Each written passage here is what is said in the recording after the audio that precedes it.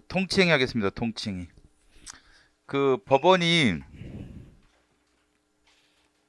법원은 말 그대로 법원이죠. 법의 문제만 다루는 거예요. 법의 문제가 아닌 것은 아까도 말했지만 호의 관계라든지 이런 것들은 안 다룬단 말이죠. 근데 법원은 이제 법적 분쟁인데 정적 분쟁이다. 그럼 법원이 사법심사를 못해요? 통칭은 이거죠. 고도의 정치행위라고 하죠. 고도의 정치행위로서 법원이 사법심사하기 힘든 이런 행위를 가리켜 통칭이라고 하죠. 통칭이. 그래서 이제 사건 한번 봐보세요. 옛날에 문재인 대통령이 김정은 국무위원장인가 만날 때 판문점에서 북한 지역 잠깐 왔다 갔다 했단 말이죠. 그럼 이게 사실은 국가보안법 위반 또는 남북교류법 위반이 사실은. 북한 가기 전에 하여간 절차를 거쳐야 되는 절차 안 거쳤죠. 근데 법원에 소를 지겠다 검사가. 그럼 법원이 심사할 것 같냐? 안 하죠. 뭐죠. 그럼 정상회담은 대표적인 고도의 정책이기 때문에 법의 잣대로 심사하는 게 올바르지는 않죠. 그래서 심사를 자제하든지 하겠죠. 그래서 이걸 통칭을 한다. 고도의 정책으로 사법심사의 대상을 삼기 어려운 행위다. 라는 얘기지. 자기 구속의 법리는 이 자기라는 것은 행정청을 말하는 거예요. 그러면 자기가 세운 기준과 자기가 세운 관행에 자기가 기속을 당한다. 다 자기라는 것은 행정청을 말합니다. 동작구청장. 예를 들면 지금 동작구청장은 자기가 만든 기준과 관행에 자기가 구속을 당한다. 이것을 자기 구속의 법리라고 그래. 자기 구속의 법리. 이게 왜 생기냐면 법률에서 법규 명령이 나오게 되면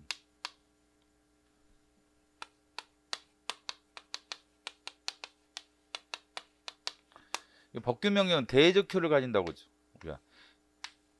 그 대외적 효력이 뭐예요? 법률에서의 대외적 효력은 이제 국민이죠. 국민. 근데 법규 명령의 대내적 효력은 누구예요? 행정부죠. 행정부. 대외적 효력은 국민과 법원이죠. 밖에 법규 명령 누가 만들어요? 행정부가. 근데 밖에 누가 있어요? 행정부 밖에 국민과 법원이 있단 말이죠. 그래서 대외적 효력을 갖는다. 국민과 법원을 구속한다. 이게 뭐 법규 명령이죠. 근데 행정규칙이라는 것은 행정부 안에서만 효력이 있고 대외적 효력은 없는 거예요. 국민과 법원을 구속하지 못한다겠죠. 국민과 법원을 구속하지 못한다. 그러면 대외적 효력이 없죠. 이게 법규 명령 행정규칙을 구별하는 가장 기본적인 내용이에요. 법규 명령은 이 법규라는 단어 자체가 그래요. 권리 의무상을 가리켜 법규라고 하죠. 법규사항, 국민의 권리 의무사항, 그러면 국민의 권리임을 다룬단 말이죠. 이런 것들을 법규 명령을 하고, 행정규칙은 행정부 안에서는 효력이 있지만 국민과 법원을 구속할 수 없다. 이런 것들을 행정규칙이라고 하죠. 근데 법률에서 재량을 줘요. 행정청에 재량을 주죠. 재량을 주면, 근데 행정청도 바쁘기 때문에 어떻게 하냐면 재량 준칙을 만들어요. 공무원들한테 재량 준칙을 만들어서 이대로 해라 라고 재량 준칙을 만들어줘요. 이거는 행정규칙이에요. 재량 준칙은. 근데 우리가 어떤 처분이라든지 행정작용이 법에 위반되면 위법이라고 하죠. 법원이 이 처분이 여기 위반되면 위법이다 이렇게 말해요. 근데 이게 위법이라고 할 수가 없어요. 행정규칙에 반하면 위법이라고 할 수는 없어요. 왜? 법원을 구속하지 못하기 때문에 법원이 위법이라고 말하지 않습니다. 그렇죠? 근데 법규 명령에 반하는 처분은요 위법이라고 그래요. 예를 들면 시험 과목이다. 시험 과목 여러분들 지금 행정법, 행정학 시험 과목, 5과목 있죠? 근데 갑자기 시험 당일날 5과목 시험 다 끝났는데 다 나오래. 그래서 이제 지금 운동장 돌아야 되는데, 그래서 1000m 달리기 해가지고 5분 안에 들어야 하는데 1000m 달리기 5분 안에 안 들어왔다고 해서 불합격이 나온다고 해보세요. 불합격 처분. 불합격 처분. 소를 지겠어요, 여러분들이. 아니, 법규명령 시행령에 마라톤이야. 1000m 달리기 5분 이내 들어오기. 이건 없었지 않았냐? 없었죠. 그런데 만약에 이것을 불합격 처분에 따르면 위법이죠. 그 얘기는 이 법규명령 시행령이 뭐라는 거예요? 대적 효력이 있다는 거죠. 대적 효력이 있으면 여기 위반되면 위법이에요. 이건 별 문제가 없어. 여기서 지금 관심사가 아니지 사실은. 처분이 법규명령 위반되면 위법이야. 근데 문제는 이게 아니라 뭐다? 행정규칙이라는 거죠. 행정규칙. 재량준칙. 재량준칙이란 말이죠. 법에서 재량을 줘서 재량준칙을 만들었단 말이죠. 재량준칙을 만들었는데 그건 행정규칙이에요. 그리고 재량권 행사의 기준이죠. 재량권 행사의 기준을 공무원들한테 제시한 거예요. 공무원들한테 제시했단 말이죠. 그래서 법률에서는 법을 위반하면 6개월 이내 영업정지할 수 있다. 법을 위반했다라면 6개월 이내 영업정지할 수 있다. 그러면 법에서 재량을 준 거지. 행정청에게 재량을 준 거야. 그렇다고 해서 이게 장관이면 장관이 매번 6개월이냐 4개월이냐 3개월이냐 영업정지를 할 시간적 여유가 없어요. 장관들이 바쁘니까 시간이 여유가 없어. 그래서 제재 기준을 재량 준칙으로 만들죠. 제재 기준. 이런 경우는 이렇게 해라. 이런 경우는 이렇게 하고. 제재 기준을 만들어요. 6개월 이내 범위 내에서. 법에서 6개월 이내 영업정지 할 수 있다고 돼 있으니까 공무원한테 내가 바쁘니까 1회 위반일 때는 그냥 니네들이 알아서 1개월 영업정지하고 그다음에 두 번째 위반이면 1년에 2회 위반이다. 1년에 두 번째 위반했다라면 6개월 영업정지 해라. 라고 제재 기준을 이거로 내려보내. 재량 준칙으로. 장관이 바쁘니까 장관이 법에서 예를 들면 장관이나 누구에게 재량을 줬어요. 그런데 이 사람들이 바쁠 거 아니? 바쁘니까 어떻게 하냐면 공무원들한테 야 7급 공무원 9급 공무원 너희들 지금 이렇게 하세요. 재량 준칙을 만들어 줄 테니까 이렇게 영업정지 하세요. 단속 나갔다가 걸리면 1회 위반이면 1개월만 영업정지 하시고 2회 위반이면 6개월 영업정지 하세요. 이랬단 말이죠. 근데 1회 위반인데 3개월 영업정지를 했단 말이죠. 실제 사건에서 1회 위반인데 3개월 영업정지 했다. 그래서 소를 지겠어요. 1회 위반인데 3개월 영업정지를 했어요. 3개월. 근데 이게 법규명령이면 간단해요. 법규명령이면 간단하죠. 법에 만약에 법률이나 대통령 총리령 부령에 1회 위반이 1개월 영업정지, 2회 위반이 6개월 영업정지가 나와 있으면 3개월 영업정지하면 위법이죠. 간단한 거 이거는. 근데 문제는 그렇지 않고 여기에 돼 있단 말이죠. 행정규칙이. 아까 재량준칙이 뭐예요? 행정규칙이죠. 근데 행정규칙은 법원을 구속하지 못하기 때문에 법원이 여기 위반된다고 해서 위법이라고 말을 안 해요. 법이 아닌 거예요. 행정규칙은. 누구 입장에서? 법원 입장에서는. 법원 입장에서는 행정규칙을 행정법의 법원으로 보지 않습니다. 판례상 행정법의 법으로 보지 않아. 행정법 할 때 법으로 보지 않는단 말이지. 뭐는 행정규칙은 왜?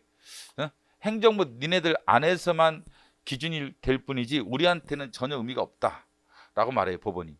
그래서 여기 위반된다고 해서 위법이 아니다. 근데 재량준칙이 뭐예요? 행정규칙이지. 이게 행정규칙이란 말이죠. 근데 여기 위반된 건 맞죠. 3개월 영업정지가.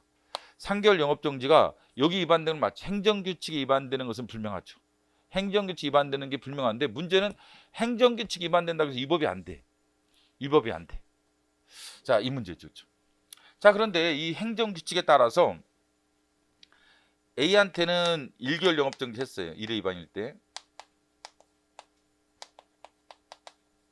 그 다음에 B가 있었죠. 그렇죠? 똑같이 1회 위반이죠. 똑같이 1회 위반했는데 A한테는 1개월 영업정지 했어요. B한테는 지금 3개월 영업정지 했단 말이죠. 1회 위반이 똑같이. 근데 재량준칙에는 1회 위반일 때 1개월 영업정지죠. 그럼 B가 뭐라고 하냐면 평등을 얘기합니다.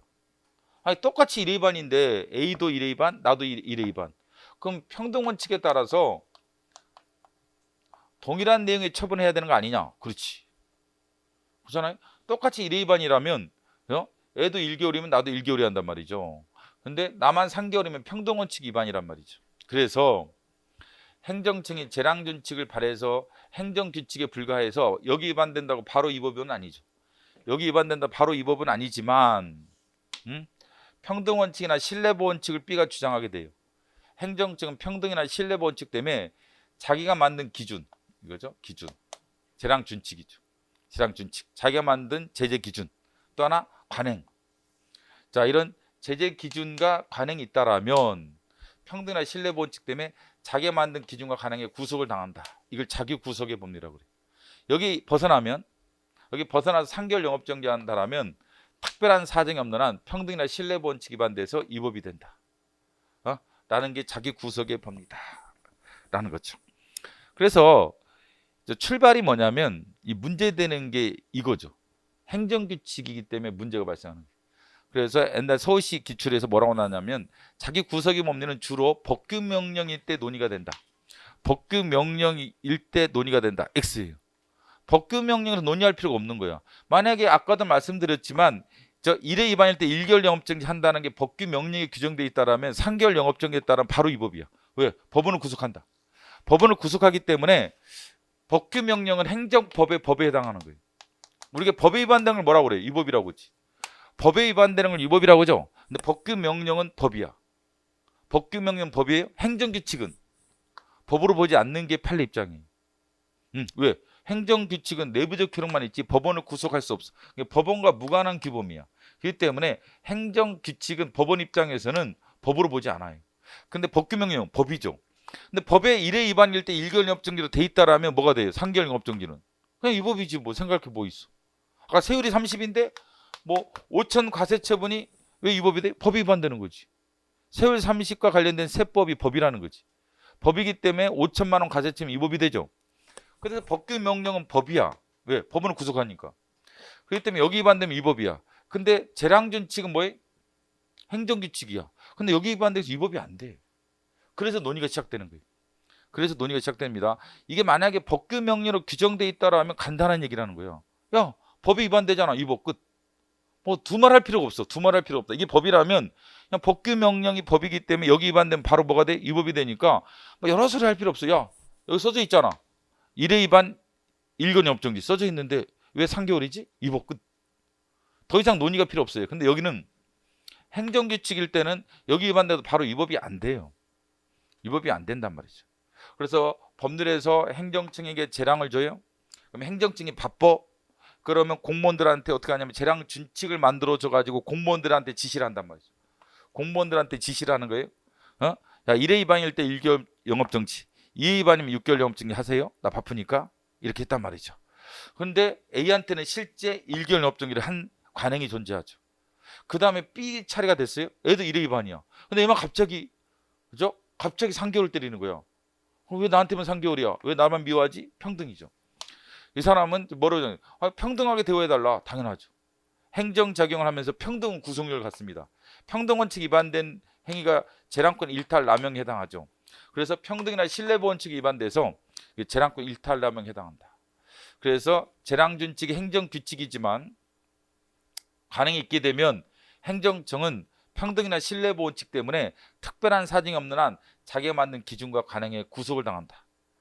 재량준칙에 구속을 당해. 그래서 이를 벗어나서 처분했다라면, 이를 벗어나서 3개월 영업정지했다라면 특별한 사정이 없는 한 재량권 일탈 남용으로서 위법이 된다. 위법이 된다. 위법이 된다. 이게 한마디로 결론적으로 행정규칙 위반돼서 위법이 되죠. 원래 위법이 아닌데 뭘 매개로 해서 자기 구속의 법리가 중간에 들어가는 거예요. 그래서 위법한 처분이 된다. 이것을 자기 구속의 법리라고 한다라는 거죠. 부당결부 금지 원칙은 처분할 때 실질적 관련성이 없는 것을 요구해서는 안 된다라는 것이 부당결부죠. 부당결부. 그래서 주택건설 승인해주면서 진입도로는 되는데 이건 안 된다. 이렇게 생각하시면 돼요. 아파트 천가구 들어와요. 주택건설 천가구 들어옵니다. 진입도로. 진입도로를 요구한단 말이죠. 그 다음에 고속도로라든지 간선도로, 국도라든지 지방도로를 요구한다. 간선도로를 요구한다. 했죠.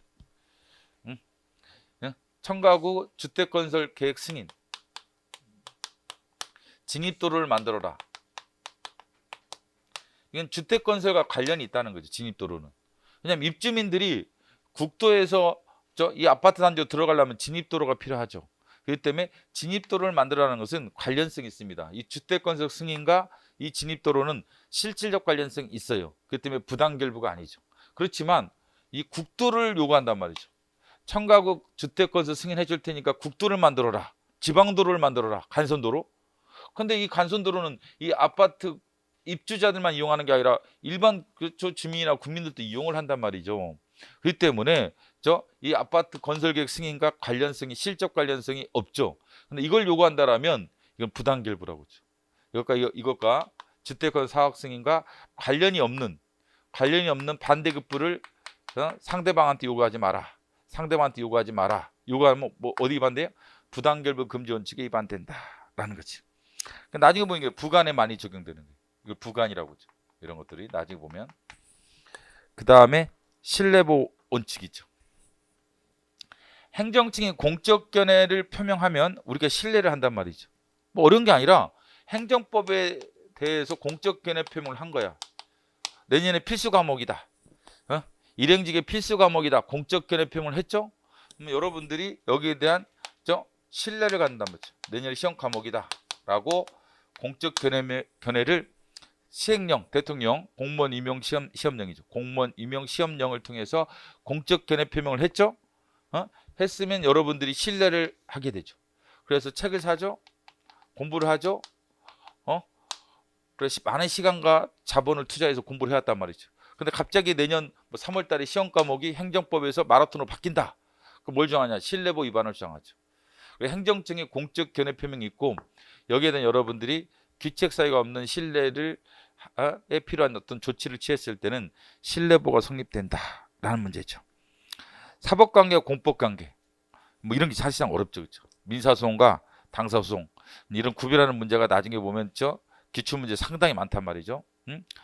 물론 이제 법률관계 쪽에서도 많이 나오고 당사소송, 항고소송 가면 기출이 엄청 많단 말이죠. 근데 이게 이제 구별하는 게 이제 문제가 되죠. 그럼 쉽게 하면 이제 국가도 하고 사인도 한다. 이런 게 있어. 어떤 작용이 있어. 어떤 행위를 국가도 하고 나도 해요. 근데 국가는 할 수 있는데 나는 할 수 없는 것 같아. 이런 건 보통 사법관계일 가능성이 높아요. 사법관계. 국가도 나도 한다. 사법관계. 근데 국가는 못하고 나는 못한다. 국가는 하고 나는 못한다. 그러면 공법관계. 일 가능성이 많죠. 관계는 작용의 결과죠. 그리고 같은 얘기예요. 사법작용, 사법관계. 공법작용, 공법관계. 같은 얘기 사실은. 그렇죠. 작용은 작용적 측면이고 이건 결과적인 측면이죠. 무슨 얘기냐면 과세처분은 작용이죠. 그런데 이로 인해서 법률관계 형성이 되죠. 과세처분은 작용이죠. 이로 인해서 국가 황당기는 의무, 국가는 권리가 형성되죠. 이거로 해서 그러면 이게 관계가 왜 법률 관계죠. 근데 공법 관계냐 사법 관계냐 보면은 국가는 할 수 있는 것 같죠. 과세처분은. 근데 나는 과세처분을 여러분한테 못 하잖아. 그러면 이게 공법 작용이고 이 관계는 법률 관계는 공법 관계죠. 공법 관계겠죠. 이런 경우 과세처분. 근데 컴퓨터를 산다. 국가도 컴퓨터 살 수 있죠? 조달청에서 컴퓨터 살 수 있죠? 입찰 받아가지고 컴퓨터 사죠? 황랑기도 사고 여러분도 사죠? 그러면 나도 하고 여러분도 한다. 이건 국고작용. 국가 갈 때는 국고작용. 국가의 창고를 말하는 거예요. 국고작용. 이로 인한 법률관계는 국고관계. 국고가 뭐예요? 국가의 창고를 말하는 거예요. 말 그대로 단순한 한자로 따지면 국가의 창고. 국가의 창고에 뭐 있어? 돈 있지. 창고에 원래. 지금은 은행 계좌에 들어가 있겠지만 옛날 같은 건 창고에 돈을 쌓았잖아요. 그래서 국고라는 단어 나온 거죠. 국고. 근데 국가의 창고죠. 나는 이제 국가의 창고는 아니고 사고. 내 개인 창고. 우리 집에도 창고가 있다. 옛날 조선시대 가면 창고에 뭐가 있어? 엽전이라든지 무슨 비단이라든지 화폐로 기능했던 뭔가가 있었겠죠. 그렇죠? 그래서 꺼집어내서 컴퓨터 사고 볼펜도 사고 이러죠. 국가도 마찬가지다면서. 여러분들이 커피 사 먹죠? 국가는 커피 안 사 먹어요? 국가가 커피를 먹지 않지만 공무원들이 커피를 먹죠. 그죠? 예를 들면 회의할 때 국가 또는 카드 긁자는 시간 하면 카드 안 걸 거예요? 공무원 되면 카드 걸 거예요? 카드 긁어서 회의장 세팅해가지고 커피 마신단 말이죠. 그러면 이건 국고 작용이야. 그건 나도 하고 국가도 한다겠죠. 작용은. 그로 인한 커피점 주인과의 관계. 커피점 주인과 관계는 사법관계. 이런 것들은 국가도 하고 나도 하죠. 사법관계. 작용은 국구작용, 사법작용 또는 사법작용 일어난 권리무관계, 관계라는 권리무가 빠진 거예요. 법률상 권리무, 법률상 호의관계가 아닌 호의관계, 단순한 호의관계가 아니란 말이죠. 그죠? 커피 사고 파는 것은 호의관계가 아니라 호의적으로 커피 주는 거예요? 그러지는 않죠. 그렇죠? 커피 좀 지인가? 내가 여러분한테 커피 사주는 호의적이지. 예를 들면 야 그래 커피 한 잔 사줄게. 응? 아 지금 나 갔다 왔더니 저 현직 공무원이 더 떨어다니고 있더라 자식이. 그래서 커피 한 잔 사주고 왔어 진짜. 나한테 인사하길래 여기 따로 들어와 오지 말라고 했더니 자식이 말해. 1시까지 기다리겠다고 지금 너 뭐 하냐 했더니 오늘 쉬는 날이래. 오늘 쉬는 날이가지고 여기 떠돌아다니고 있더라고요. 그건 호의관계죠. 내가 걔한테 커피 사줬지만 호의관계지. 그죠? 내가 안 사주면 걔가 소송을 제기하면 이겨요? 안 되지. 소송 제기하면 싸가지 없는 놈이지. 뭐 그걸 소송까지 제기하냐, 그죠? 뭐 안 사줄 수도 있는 거지, 그치? 응? 그건 법률관계가 아니야. 지금 우리부터 이제 다루는 것은 법률관계죠. 법률관계, 권리무관계. 근데 국구작용에서는 국구관계는 사법관계란 말이죠. 이건 나도 한단 말이죠. 나는 물론 국구작용은 아니고, 그렇죠? 뭐 사고라고 봐야겠지. 사고란 말 안 쓰지만, 개인 창고에서 돈을 끄집어내서 저 물건 샀죠? 아까 커피 샀죠? 그거는 법률관계죠. 법률관계. 커피점 주인과 나는 법률관계. 아까 그 합격선거 관계 나간 거는 호의관계. 그냥 사준 거야. 응? 그냥 사준 거지. 호의관계. 그럼 법률관계가 아니지. 근데 우리가 지금 여기서 다룬 것은 법을 배우잖아. 행정법. 법률관계를 전제로 해서 배우는 거예요. 법률관계를 물론 이제 나중에 보면 그 법률관계냐 아닌자가 이제 따질 수가 있어요. 왜? 소를 제기할 수 없는 거예요. 그러면 그걸 반사적 이익이라고 하죠. 반사적 이익을 얻었을 뿐이야. 반사적 법률상 이익이 아니라 법적 이익이 아니면 소적 이익이 안 돼. 아까 그 친구가 내가 커피를 사줬죠? 그럼 법률상 이익이 아니라 사실상 이익이죠. 사실상 커피 한 잔 나한테 얻어 먹었잖아. 이거 법에서 인정되는 이익이 아니라 사실상 이익이기 때문에 그 친구가 나한테 소를 제기를 못해요. 내가 안 사줬다 하더라도 소를 제기를 못하지. 근데 법률관계에서 발생하면 소를 제기할 수 있어요. 다만 이제 어떤 법률관계에 따라 어느 소냐에 따라서 좌우가 되는 거예요. 사법관계일 때는 민사소송이고 여길 때는 행정소송이다. 행정소송이다. 라는 이제 차이가 생기는 거예요. 무슨 관계? 그게 중요한 거지. 잘못 소를 제기하면 이게 안 된단 말이죠. 사법관계인데 항고소송을 제기하면 각하돼 버려요. 당사소송을 제기해도 각하하죠. 기본적으로. 근데 민사소송을 제기할 걸 또 항고소송을 제기해서는 안 되지만 항고소송을 제기할 것도 민사소송을 제기해서는 안 된단 말이죠. 관할 위반 문제 등이 생긴다. 나중에 보면 이런 문제 생기기 때문에 그래서 이제 중요한 거예요. 이게 사법관계인지 공법관계인지, 사법관계인지 공법관계인지.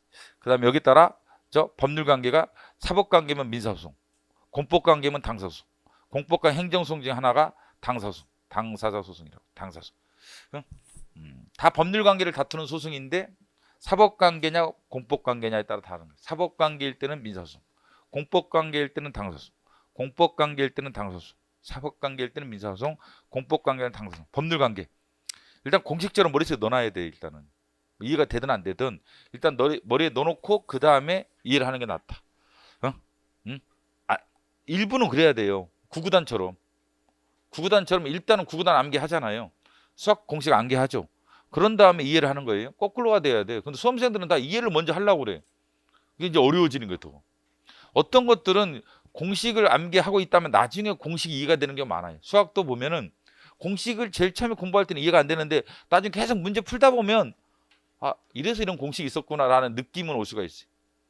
왜냐면 공식을 발견한 애들은 수학 천재들이걸요. 그렇거든요. 역사적으로 이 공식을 발견하는 수학 천재, 이 법도 마찬가지예요. 법 천재들이 만든 거야. 일반적인 사람이 만든 게 아니라 어마어마한 천재들이 오래오랜 시간을 거쳐서 이런 공식을 만든 거기 때문에 여러분이 이걸 대번에 이해한다? 이건 참 어려운 일이다. 수학 공식을 미분적분의 공식을 막 강의 한번 대충 듣고 다 이해한다? 이거 어마어마한 일이죠, 사실은. 만약 그렇다라면. 이것도 마찬가지예요. 공식은 어느 정도의 암기와 그 다음에 자꾸 문제를 풀다 보면 또는 판례를 읽다 보면 이해가 되는 부분이 있는 거예요. 그래서 원래 이해는 공부의 결과예요. 공부의 결과지 출발이 아닌 거예요. 근데 자꾸 수험생들은 출발해서 뭔가를 이해를 해야 한다고 되게 강박관념이 강하더라고요. 근데 공부의 결과로서 이해가 주어지는 거지 출발해서 그걸 이해를 할 수 있다는 건 참 대단한 일인 거예요. 그렇죠? 우리 여러분들 수학 공식 이해가 안 되면 수학 문제 안 풀어요? 이해가 안 되려도 수학 공식 암기해서 문제 풀었죠? 그것도 필요하다는 거 양쪽에 물론 다 필요하죠. 그렇죠? 필요하는데 너무 모든 걸 다 이해를 해야겠다라는 것도 지나친 거라면 시간이 너무 오래 걸리는 공부 방법이다. 그래서 이제 개념적인 것만 좀 알면 돼. 아 그래 대충 뭐 국가가 해는 작용 중에서 사인도 할 수 있고 국가도 할 수 있는 작용이 있고 사인이 할 수 없는 것들이 있다 하겠죠. 두 가지가 있다는 거죠. 이로 인한 법률 관계는 사법 관계고 이로 인한 법률 관계는 공법 관계다. 여기에 대해서는 민사소송, 여기에 대해서는 당사소송이라는 게 있다. 뭐 당사소송이 다 이해가 안 되더라도 일단 그렇게 해놓고 그 다음에 뭐 문제도 풀고 강의도 듣고 또 판례도 읽다 보면 아 대충 이렇구나 나중에 알게 된다. 그 다음에 국가와 국가기관 행정주체 행정청이죠.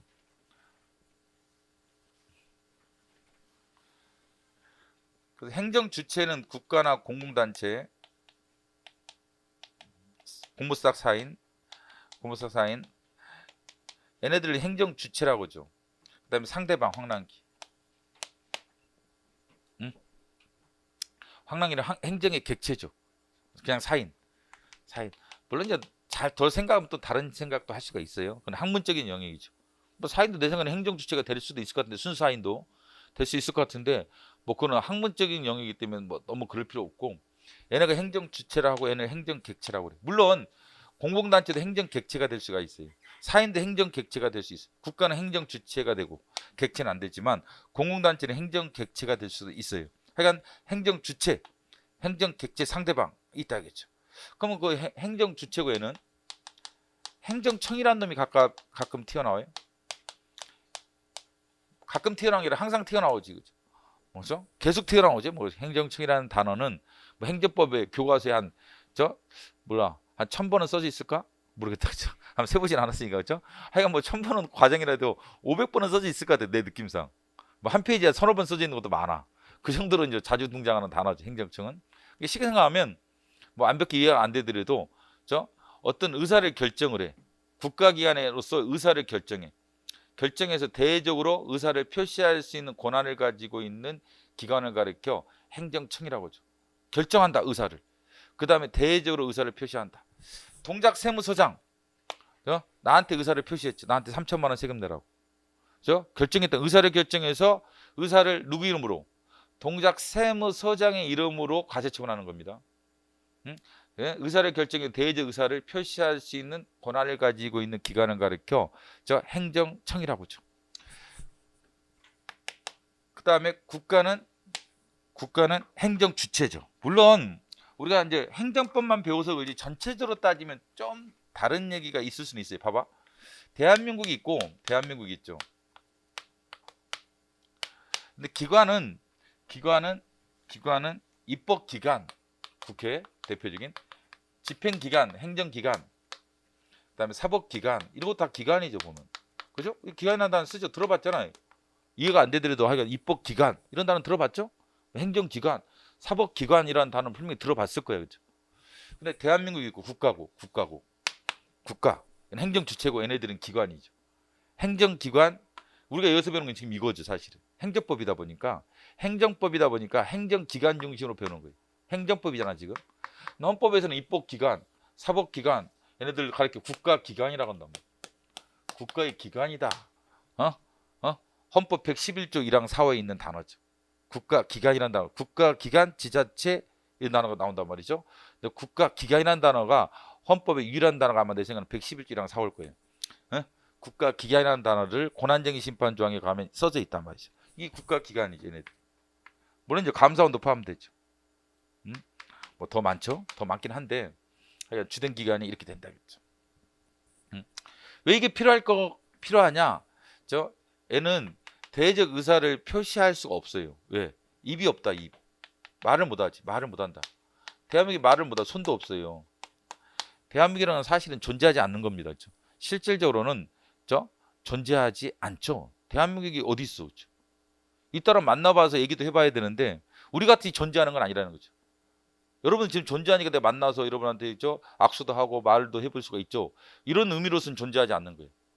대한민국과 만나서 악수하고 이야기도 한번 해보고 이럴 수가 없단 말이죠. 대한민국이 어디가 가서 만날 수 있는지 누구도 모르죠. 그렇죠? 누구도 몰라. 그렇죠? 그래서 이거는 법인이라고 하죠. 그래서 공법인 사법인 할 때 법인이죠. 이게 왜 법인이에요? 왜 우리는 자연인이고? 우리들은 자연인인데 자연, 우리들은 자연인이라고 하죠. 얘네들이 원래 권리 주체인 거예요. 권리 의무 주체가 원래 자연인이죠. 우리들은 여러분이 갖고 있는 저 책이라든지 돈이라든지 권리 주체가 되죠. 그다음에 의무 주체 되죠. 국방 의무든 납세 의무든 의무 주체가 되는 거란 말이에요. 이게 자연인은 원래부터. 근데 이제 사회가 복잡해져요. 복잡해져 가지고 자연인들이 어떤 구성체를 만들어 여러 사람이 모여 가지고 어떤 A 이름으로 활동할 필요가 있단 말이죠. 그래서 이게 법에서 인간으로 취급받는 거, 존재하는 것으로. 실제로 존재하는 게 아니라 법에서 상법, 민법, 또 정부조직법, 지방자치법, 법에서 인간처럼 취급되는 거예요. 권리주체로서. 그래서 법에서 인격성이 부여된다고 하죠. 법에서 인격성, 권리무 주체. 인격, 사람의 격은 자연인은 권리무 주체가 되는 이게 인격이죠. 법인격을 가진다. 뭐 이런 거. 얘네들은 법인격을 갖는 거예요. 우리들은 법에서 인정된 게 아니란 말이죠. 우리들은 법에서 인정되는 게 아니라 그냥 태어나면서 자연으로서의 권리 의무의 주체가 되는 거예요. 생명권의 주체. 법에서 여러분들이 인정받아서 그런가? 아니야. 자연법적 권리로 당연히 인정받는 것이지 그게 법에 규정돼 있다 안 돼 있다와 관련이 없어요. 법에 규정돼 있든 안 돼 있든 그냥 여러분 생명권의 주체가 돼 신체자의 주체가 되는 거예요. 여러분이나 나는. 근데 얘네들은 법에서 인정되는 거라. 법에서. 국가도 법인이에요. 지자체도 법인이죠. 삼성전자도 법인이죠. 실제 존재하지 않는 거예요.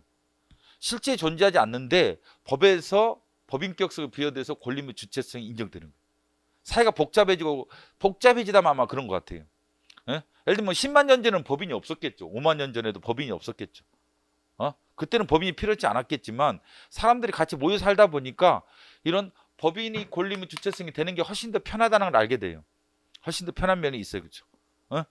만약 삼성전자가 존재하지 않는다면 어떤 일이 발생하냐면요. 핸드폰이 있다고 가정해보세요. 핸드폰이 있는데 삼성전자는 없어. 그럼 삼성전자 주주들만 자연인들만 있어. 그럼 이 핸드폰 사기 위해서요. 원래 삼성의 주주들과 다 만나야 돼. 다 만나서 계약서를 써야 돼요. 근데 삼성의 주주가 전 세계에 흩어져 있을 거 아니에요? 서울에만 있나? 부산에도 있고 미국에도 있고 다 만나서 계약을 일일이 해야 돼요. 이 핸드폰 하나 사기 위해서. 야, 그 비용이 어마어마하겠다. 야, 만나서 이렇게 하는 것도 어마어마할 거예요. 사람만 차비만 해도 누가 핸드폰 사겠어요? 못 사지. 비용이 몇백 배일 텐데. 그렇죠? 그렇기 때문에 법인이 나오는 거예요. 법인. 자본주의 사회에서 필수적이죠, 사실. 그래서 이게 법인만 나는 계약만 하면 되는 거예요. 근데 법인이 존재하지 않는데 존재하지 않는 자와 나랑 계약을 맺는 거예요. 그래가지고 권리물을 애한테 귀속시키는 거예요. 권리물을. 그래서 만약에 핸드폰을 샀는데 이게 기능을 안 한다든지 불탔어. 그러면 누굴 상대로 내가 손해배상을 청구해? 삼성전자 주주가 아니라 법인, 삼성전자를 상대로 손해배상을 청구할 수 있단 말이죠. 그렇게 지금 법 시스템을 만든 거야. 상법이라는 법에서 또는 민법이라는 법에서 법 시스템을 그렇게 만든 겁니다. 물론 사법인이죠. 삼성은. 얘네들은 공법인이죠. 공적 역할을 해서 공법이란 말이죠. 공법인이고. 근데 문제는 삼성전자가 입이 있어요? 말이 있어요? 손이 있어요? 없어요. 없단 말이에요. 실제. 똑같아요. 국가도 마찬가지지만 만날 수가 없다. 그렇죠? 삼성전자를 만나서 악수할 수도 없고 그렇기 때문에 삼성전자도 기관이 필요한 거예요. 기관, 대표이사라든지 이렇게 필요한 거예요. 선발 역할을 할 수 있는 대표이사. 대표이사는 사람이죠. 대표이사. 사람일 거 아니에요? 삼성전자 대표이사 누구? 사람이겠죠. 이 사람은 입이 있어요. 팔다리가 있겠죠. 그럼 애를 통해서 의사가 표시되는 거예요. 사실은. 애가 말을 못하니까. 국가도 마찬가지야. 국가한테 내가 물어봤어. 나 군대 몇 개월 갔다 와야 돼? 대한민국아, 내가 너한테 의무를 져야 되는데, 군대 몇 개월 갔다 와야 돼? 이렇게 물어보니까 얘가 답을 안 해줘. 답을 안 해. 병무청장이 답을 해줘. 병무청장이 요새는 23개월이라든지 21개월이라든지 이렇게 말을 한다면 병무청장은 사람이니까. 그러니까 기관이 필요한 거예요. 기관이. 예? 기관이 필요한 거예요. 얘는 팔다리가 없단 말이죠. 입이 없으니까 이 역할을 해줄 수 있는 팔다리가 필요한 거예요. 입이 필요한 거죠. 그래서 기관들을 만들어요. 예? 기관을 만들지. 그 중에 핵심이 행정기관의 핵심이 뭐예요? 행정청이라는 거예요. 행정기관 중에 하나가 행정청이에요. 그래서 의사를 결정해서 대외적 의사를 표시하는 자, 나한테 말 거는 놈, 세금 내. 누가 말했어요?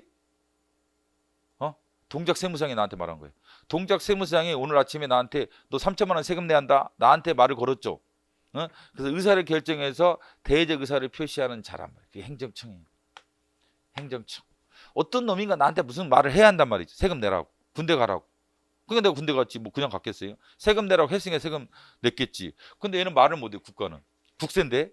국세. 소득세는 국세죠. 근데 이 돈이 누구한테 흘러들어가냐. 애한테 들어가요. 애한테. 애가 그래서 권리의무 주체했죠. 황랑계 3천만 원 세금을 내요. 3천만 원. 3천만 원 세금을 내죠. 과세. 이거 과세 처분했죠? 3천만 원. 그럼 3천만 원 납부하죠? 그럼 누구 계좌로 들어가냐면 대한민국 계좌로 들어가요. 국세는. 지방세는 지자체에 들어가겠죠. 서울시. 광역단체 세금인 서울시. 그다음 기초단체 세금이란 동작구. 그래서 서울시, 동작구도 행정주체예요. 지방세라면 서울시나 동작구로 들어가는 거. 국세라면 대한민국. 존재도 안 하는. 삼성전자 똑같아. 존재를 안 하는데 삼성전자 계좌에 들어가는 거야. 돈이. 우리들이 핸드폰을 사가지고 텔레비전 사서 만약에 저 돈을 넣었다. 그러면 삼성전자 법인 계좌로 들어가는. 법인 계좌로. 대표이사 계좌로 들어간 게 아니라. 그렇게 하니 생각해보세요. 뭐 대표이사는 떼돈 벌게 진짜.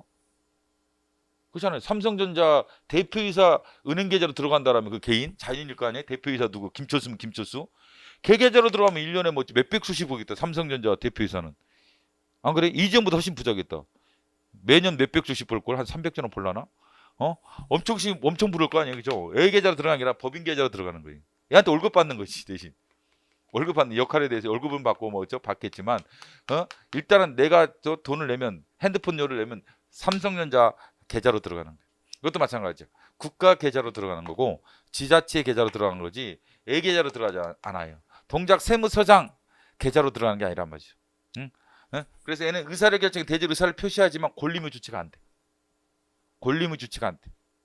이 3천만 원의 권리는 얘가 누린단 말이죠. 국세면 3천만 원의 권리는 얘가 누린다. 근데 만약에 너무 많이 냈어. 세율이 20인데 3천만 원 낸 거야. 그럼 내 1천만 원 되돌려 받아야 하잖아요. 되돌려 받아야겠죠. 세율이 20인데 내가 3천이 납부된 거야. 부가해서 3천만 원 낸 거지. 근데 1천만 원 더 들어갔어. 그럼 1천만 원 누구한테 받아요? 여기도 들어갔잖아. 국가한테. 국가를 상대로 소를 지게 해야 돼. 처분은 얘를 상대해야 되고. 처분은 누구 상대로 해야 돼요? 동작 세무서장을 상대로 소를 지게 해야 돼. 처분 누가 했으니까? 얘가 했으니까. 동작 세무상의 의사를 결정해 대외적 의사를 표시했죠? 대한민국이 아니라 대한민국이 나한테 말 건 거 아니라겠다 말이죠. 의사를 결정해 대외적 의사를 표시한 것은 대한민국이 아니라 동작 세무서장이야. 행정청. 이게 행정청이 피고온 거야. 뭐는 처분을 다투는 거야. 처분을 다투는 소송을 항고소송이라고 하죠. 처분이나 처분의 부작위를 다투는 소송을 항고소송. 일단 수학 공식적으로 암기해야 돼. 처분 부작위 항고. 처분 부작위 항고. 처분 부작위 항고. 항고소송의 피고는 그래서 행정청이에요. 행정주체가 아니라 그렇죠. 근데 돈이 이제 들어갔죠? 돈을 돌려받고 싶어. 그러면 환급 청구 소송. 이게 만약에 부가가치세라고 가정해 보세요. 부가가치세라면 이게 당사소송을 제기하는데 나머지라면 민사소송을 제기하고. 그런데 이때 피고는 대한민국이. 부가가치세가 2천만 원이 납부돼야 되는데 3천만 원이 납부됐다고 가정해 보세요. 그럼 1천만 원 내가 돌려받아야겠죠? 1천만 원. 누굴 필요로 하느냐? 행정청을 필요로 하는 게 아니라 행정주체인 국가를 필요로 해요. 국가를. 그래서 13조 행정소송법 13조 행정소법 39조가 다른 거예요. 행정 13조는 처분 등을 행한 행정청을 필요로 한다. 치수성, 항고소송. 항고소송은 처분청을 필요로 한다. 그렇지만 권리주체를 필요로 한다. 당사소송이. 39조. 행정소송법 39조. 공식인데 수학 공식이에요. 행정소송법 13조와 39조는 수학 공식과 같은 법 공식이야. 여러 논의를 통해서 결론 내린 거야. 근데 지금 말하는 이런 과정을 통해서 이런 공식이 나왔다는 것은 맞아요. 근데 뭐 다 이해를 하면 좋죠. 뭐 이해를 못해도 공식을 암기해야 돼. 수학 공식과 똑같아. 수학 공식이 도출되는 과정을 학교 수업이든 뭐 학원 수업에서 배우잖아요. 이런 공식이 이렇게 나왔다. 배우는데 결론적으로 공식은 암기해야 돼. 결론적으로. 그래서 지금 이런 이유 때문에 이제 공식이 나온 건 맞아요. 그래서 항고성의 피고는 처분청이고, 동작 세무서장이고, 당사성의 피고는 동작 세무서장이다 X인 거예요. 지방세의 피고는 뭐겠어요? 지방세. 지방세 항고성이 피고는. 그죠? 동작구청장 아니면 서울시장이겠죠. 동작구청장 서울시장 행정청이야. 어? 동작구청장 서울시장 행정청이죠. 얘가 나한테 지방세 내라고 했단 말이죠. 그 피고가 얘네들이고. 지방세라면 그 다음에 국가. 돈을 돌려받으려면 국가를 상대로 해야 돼. 돈을 돌려받으면 국가를 상대로 소송을 제기해야 돼. 국가. 이거는 법률관계라고 하죠. 법률관계를 다투는 소송은 당사소송이다. 법률관계를 다투는 소송은 당사소송이다. 그래서 자 일단 여기까지 일단 확인하고 이제 더 추가적인 논의를 해보죠. 15페이지. 행정기본법 2조에 가면 행정청의 개념이 나오죠. 행정청은 다음 강목의 자를 말한다. 가목. 행정에는 의사를 결정했죠. 이를 표시하는 대의적이라는 말이 없지만 대외적으로 의사를 표시하는 국가 지자체가 아니라 그 기관. 국가 지자체가 아니라 국가나 지자체의 기관이라. 국가 지자체가 아니라 국가의 팔다리 역할을 하는 놈. 입 역할을 하는 그 입이니까 대의적 의사를 표시하는 말로 할 거 아니야. 문서로 하죠. 물론 문서로 하는데 하여간 대의적 의사를 표시할 수 있는 기관. 예? 이걸 뭐라고 한다? 행정청이라고 한다. 물론 저 남목도 있죠. 그렇죠? 자 일단 행정청이라는 개념이죠. 근데 거기 권리무가 어디에 귀속된다? 행정청이 귀속되는 게 아니라 행정주체인 국가나 지자체 얘네들한테 귀속이 된다. 예? 얘네들을 행정주체라고 하죠. 주체. 그래서 16페이지 봐보세요. 16페이지 아래쪽 공식이 나오는 그래서 공식 13조 1항 제일 밑에 16페이지 취소소송은 다른 법률에 특별한 규정이 없는 한 그 처분 등을 행한 행정청을 필요로 한다. 취소소송, 항고소송이 처분을 다투는 거예요. 처분을 다투는 소송인 항고소송 중에 하나인 취소소송은 누굴 필요로 한다? 누굴 상대로 한다? 행정청. 행정청을 피고로 애를 피고로 하여 소를 지게 한다. 과세처분에 대해서는. 과세처분에 취소를 구한다라면 취소를 구하면 애를 피고로 해라. 당연한 거죠. 어떻게 보면. 애가 나한테 말을 걸었으니까. 나한테 세금 내라는 놈이 이놈이잖아. 애를 피고로 하는 게 맞지. 애가 아니라. 나한테 세금 내라는 놈이 이놈이죠. 의사를 결정해 대의조사를 표시한 놈이 이놈이죠. 애는 못한다. 입이 없으니까. 말을 못하고 애가 말을 나한테 걸었으니까 애를 피고로 해야 되고 그래야지 상대방이 답을 할 거 아니야. 그 다음에 자 3조 2호 봐보세요. 3조 2호 당사소송이라는 개념이죠. 행정청의 처분은 원인하는 법률관계. 근데 이해가 안 되도록 법률관계를 다투는 거. 처분을 다투는 게 아니야. 처분을 다투는 게 아니라 법률관계를 다투는 거예요. 관계에 관한 소송 그 밖에 공법상 법률관계 소송으로서 법률관계 한쪽 당사자. 그래서 당사소송이라는 단어가 여기서 나온 거예요. 당사자를 피고로 하는 소송이다. 당사자. 피고 적격. 당사는 국가 공공단체 그 밖에 권리주체를 필요한 국가 기관이 아니죠. 국가라고 했다. 공공단체에게 행정주체. 그 밖에 권리주체가 돼야 돼. 권리주체. 그러니까 얘는 권리주체가 안 된다고 그랬단 말이죠. 행정청은 권리주체가 안 되지. 처분의 주체지. 처분은 내가 하지만 그 권리는 이쪽으로 귀속이 된단 말이죠. 그죠? 제주는 곰이 넘죠. 곰이란 곰. 근데 내가 우리 서커스단에서 곰한테 돈을 내요? 뭐 곰이 돈을 가져가나? 곰이 돈을 가져가 권리주체가 안 된단 말이죠. 그래서 서커스단 단장이면 단장, 그 주인, 곰의 주인이 권리주체가 되겠죠, 그렇죠? 권리주체가 되겠죠, 그렇죠? 그래서 이게 법률관계인데 뭐예요? 공법상 법률관계. 왜? 사법상 법률관계면 민사소송, 당사소송이 아니란 말이죠. 물론 이게 깔려 있는 게 공법상의 법률관계가 깔려 있는 게 당사소송 개념 안에 이 법조항에 행정소송법이죠. 행정소송법의 3조의 당사소송이라는 것은 이 법률관계는 공법상 법률관계. 그러면 아까 배웠죠. 사법상 법률관계는 이게 아니라 당사소송이 아니라 민사소송인 거예요. 이걸 구별해야 한다는 거예요. 또 항고소송과 구별해야겠죠. 항고소송과 당사소송. 그다음에 당사소송과 민사소송을 구별해야 돼. 이게 어느 소송으로 갈 거냐. 이게 이제 중요한 쟁점이 되는 거예요. 행정법에서. 행정법 문제의 핵심이 되는 거지. 누굴 피고로 하느냐 이것도 행정법의 핵심이 되는 거지. 피고 적격 당사소송 국가공단체의 권리주체를 피고로 한다라는 거죠. 그래서 항고소송 뭘 다투는 게 일단은 처분. 당사소송 뭘 다투는 게 법률관계. 근데 왜 당사소송이 이 법률관계는 쌍을 구성하게 돼 있어요. 누군가 권리가 있다면 반드시 누군가의 의무가 존재하는 거예요. 그렇죠. 채권자가 있으면 채무자가 있는 거야. 민사소송에서도 마찬가지. 채권 채무. 채권 권리죠. 권리. 채무. 의무죠. 내가 너한테 돈 10만 원 빌려줬잖아. 갚아. 나는 권리. 채권자죠. 얘는 채무자죠. 그러니까 누군가 권리자면 누군가는 의무자가 있는 거예요. 이거는 있는데 이건 없다는 건 넌센스죠. 채권했는데 채무는 없다. 채권자는 했는데 채무자는 없다. 판결이 그렇게 나올 수가 있나? 법원의 판결이 야견 맞아 너는 채권자야. 너는 근데 채무가 없어. 무슨 얘기하는 거지? 나한테 도대체. 그럼 누구한테 돈 받아야 되나요? 그랬더니 말이 안 되지. 쌍을 구성하게 돼 있어요. 법률관계는. 이건 사법관계고. 쌍을 구성하는 법률관계는 사법관계든 공법관계든 하여간 쌍을 구성해요. 권리 의무. 그러면 한 사람 가지고는 안 돼. 권리 의무 주체가 두 사람 2인 이상이 돼야 돼. 2인 이상이 돼야지 법률관 형성이 되지 1인만 가지고는 안 돼요. 그럼 뭔가 황당하게 상대방에 누군가 존재하겠죠. 근데 공법관계에서는 누구예요? 국가, 공공단체 얘네가 나의 상대방. 누가 아니라 행정층이 아니라. 그다음 내가 얘를 상대로 한단 말이죠. 그래서 당사성의 피고는 행정주체인 거예요. 법률관계를 구성하는 것은 얘가 뭐가 돼야 돼? 권리의무 주체가 돼야 돼. 근데 권리의무 주체를 뭐라고 그래요? 행정주체라고 했죠. 행정주체 누가 될 수 있어요? 국가, 공공단체 등 공무수탁 사인 등이 될 수가 있다라는 거죠. 근데 얘는 권리의무 주체가 아니에요. 처분의 주체지. 얘를 대신해서 입력을 한다면 입. 세금 내세요.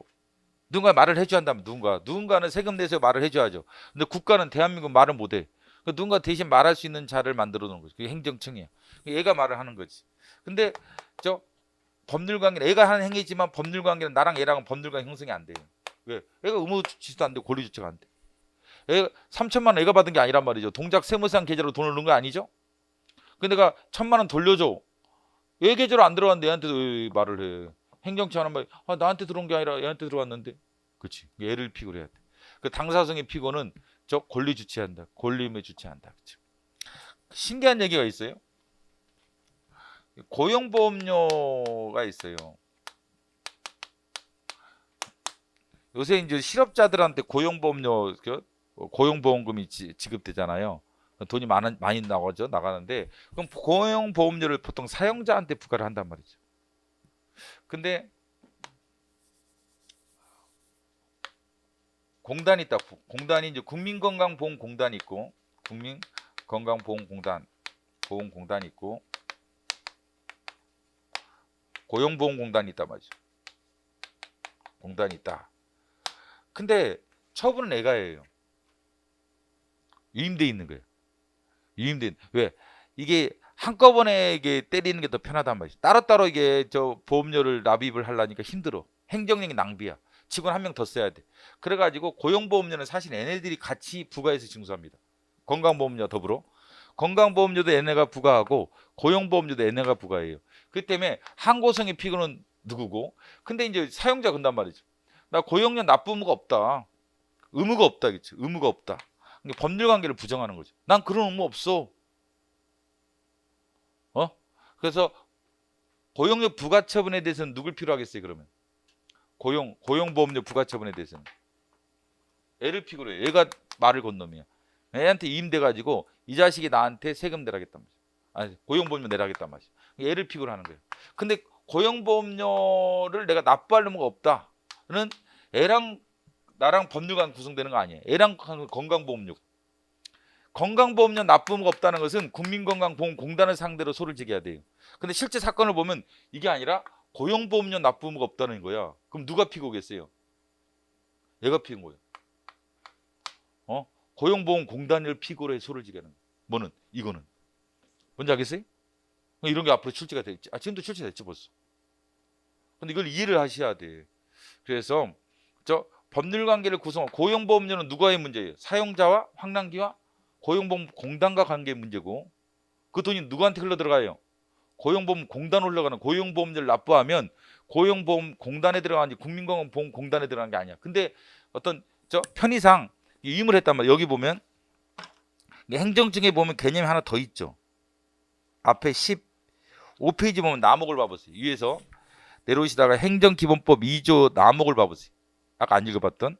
그 밖에 법령에 따라 행정에 관한 의사를 결정해 표시하는 권한을 가지고 있거나, 잡아봐 이거 단어. 권한을 위탁받은 공공단체라. 권한을 위임받은 거야. 건강보험공단에 위임했단 말이지. 고용보험료 부가처분에 대해서 여기서 위임한 거야. 법의 근거에서. 그래서 애가 같이 고용보험료도 부가처분하는 거야. 그 때문에 항고성 피고 고용보험료 납부에 대해서 처분이 나왔을 때 소재기는 애를 상대해야 돼. 국민건강공단. 이해돼요? 애를 상대로 소리를 지르게 돼. 그런데 나는 그런 의무가 없어. 나는 고용보험료를 납부할 의무가 없어. 나 쟤 우리 직원 아니야. 쟤 우리 직원 아니기 때문에 쟤에 대한 고용보험료를 내가 납부할 의무가 없어. 제가 그만둔 지가 어딘데 언젠데 또는 파견업체 직원이다라든지 하여간 그래가지고 내 직원이 아니야. 그래서 나는 쟤에 대한 고용보험료를 납부할 의무가 없어. 누구 상대해야 돼? 고용보험공단을 상대로 해야 돼. 고용보험료의 권리 주체는 뭐 고용보험공단이고 건강보험료는 이거지. 국민건강보험공단으로 돈이 들어가는 거예요.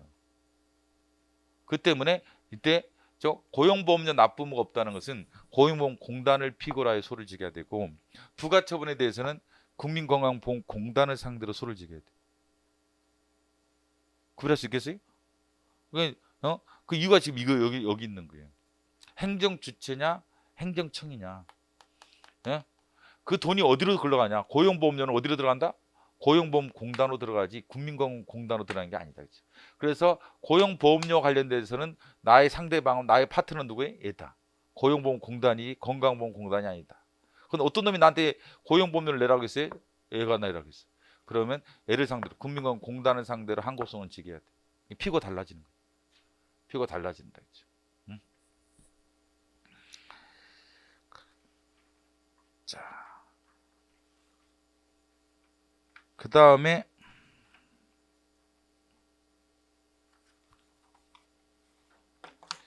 그럼 아예 이제 일단 이거부터 해보지. 일단 저 그러면은 17페이지부터 하겠습니다. 17페이지 잠깐 쉬고 17페이지부터 17페이지.